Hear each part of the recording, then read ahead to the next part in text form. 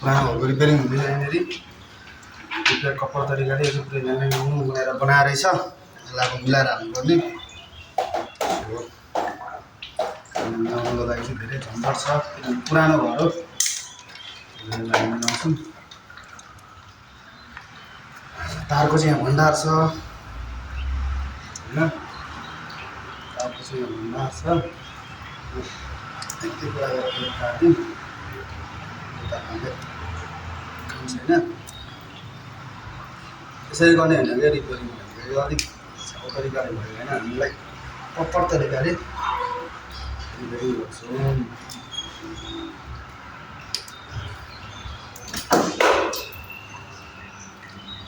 मैले चाहिँ गरेँ होइन यो पहिलेको मान्छेले गरे हो यहाँ चाहिँ धेरै समस्या हुनाले मलाई अहिले बोलाएको हो त्यसरी रिपेयरिङ गर्दैछु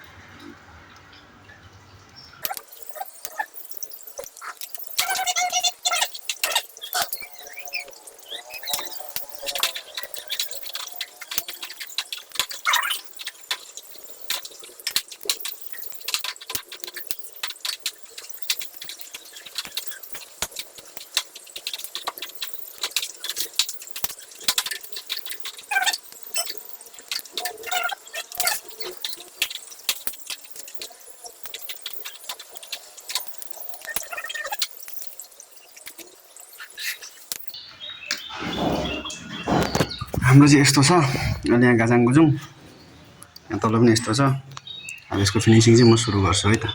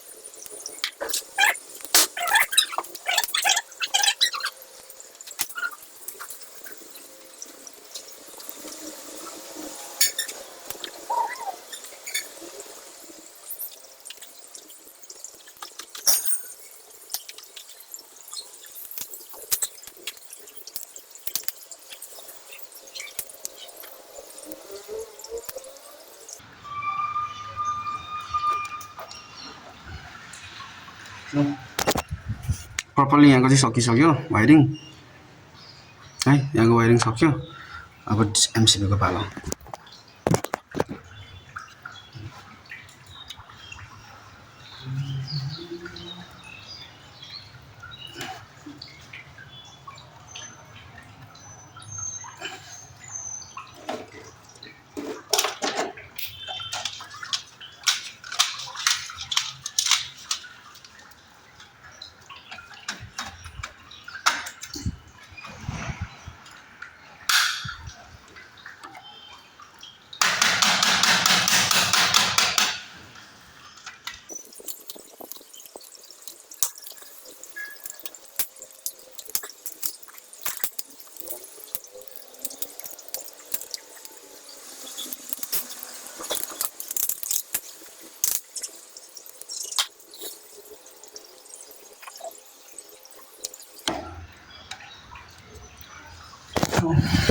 एमसिबी पनि लागिसकेछ अब यो एमसिबीको सेटअप मसँग यति तार छ है यसो सेटअप गरौँ फटाफट सेटअप भइदिइहाल्नुपर्छ क्या फटाफट सेटअप भइदिइहाल्नुपर्छ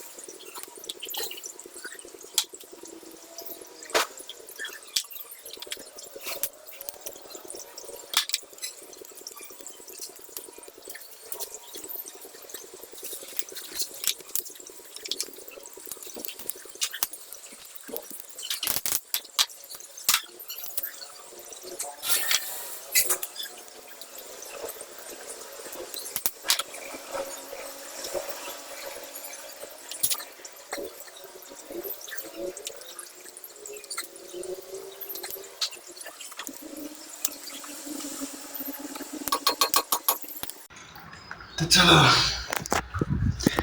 अब चाहिँ भइसक्यो हाम्रो प्रपर वायरिङ है। प्रपर वायरिङ भइसक्यो, एमसिबी मिलिसक्यो। पहिला चाहिँ उल्टो लाइन खेलाएको थियो, है। अहिले चाहिँ मैले सुल्टो खेलाएको छु, किनभने पहिला चाहिँ यहाँ माइनसबाट चलिरहेको थियो, यहाँ प्लसबाट चलिरहेको थियो। अहिले चाहिँ चेक गरौँ, यो प्लस हो है, डिम गरिरहेछ। अब यो एमसिबी उठाएपछि यहाँ पनि प्लस आयो, डिम गरिरहेछ।